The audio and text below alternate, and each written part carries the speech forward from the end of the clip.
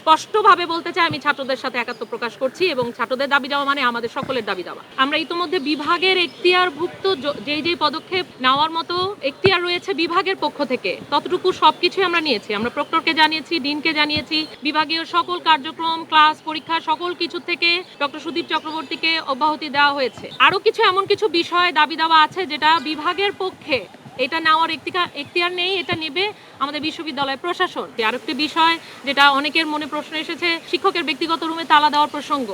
এই রুমে শিক্ষকের ব্যক্তিগত কাজের পাশাপাশি কিছু কাজ এমনও হতো, নাটকের রিহার্সাল হতো এবং অন্যান্য আরও অনেক কিছু। তো সেই ক্ষেত্রে যেহেতু এখন এটা একটা মূল্যবান একটি আলামত, এই রুমটা, এখান থেকে এই রুমের চাবি আরও অনেকের কাছে রয়েছে যেটা হয়তো আমরা সকলে অবগত নই।